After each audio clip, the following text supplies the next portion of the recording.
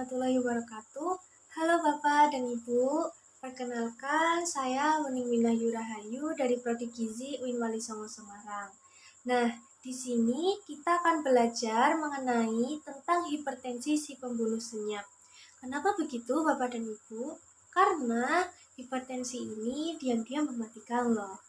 Nah, sebelumnya, apakah Bapak dan Ibu mengetahui apa itu hipertensi? Hipertensi merupakan peningkatan tekanan darah sistolik dan diastolik di atas batas normal. Untuk tekanan darah sistoliknya yaitu di atas 140, sedangkan untuk tekanan darah diastoliknya di atas 90. Untuk gejala hipertensi ini sering tanpa keluhan, karena biasanya pada penderita hipertensi ini baru menyadari bahwa dirinya ini mengalami hipertensi setelah terjadinya komplikasi.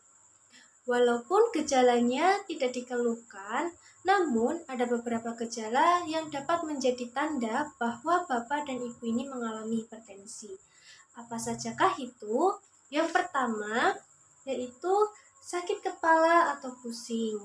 Kemudian jantung berdebar-debar dan dadanya terasa sakit. Kemudian penglihatannya kabur, kemudian sering merasa mudah lelah. Kemudian juga sering merasa gelisah.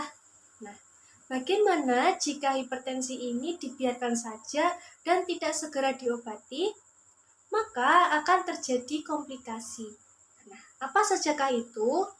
Yang pertama dapat menyebabkan penyakit jantung, kemudian dapat menyebabkan stroke, kemudian dapat menyebabkan gangguan syaraf, kemudian juga dapat menyebabkan retinopati atau kerusakan pada retina.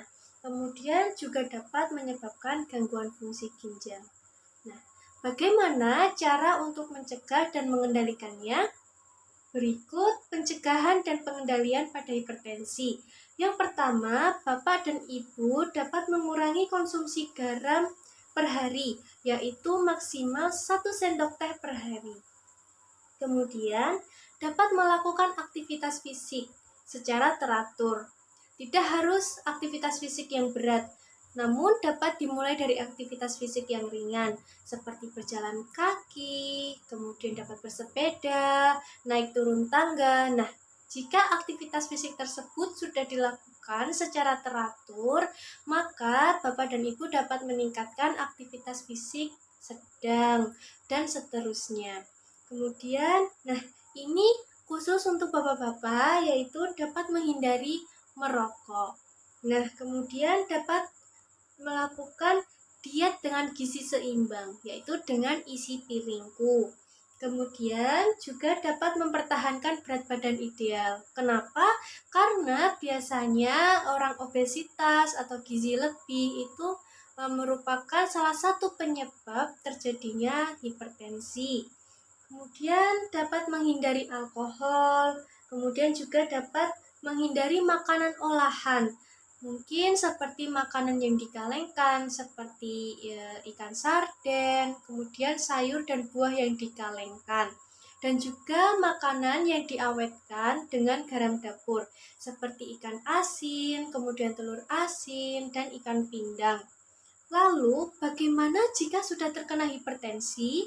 Nah, maka Bapak dan Ibu dapat mengonsumsi obat yang dianjurkan oleh dokter secara rutin dan juga dapat melakukan pengecekan tekanan darah secara rutin.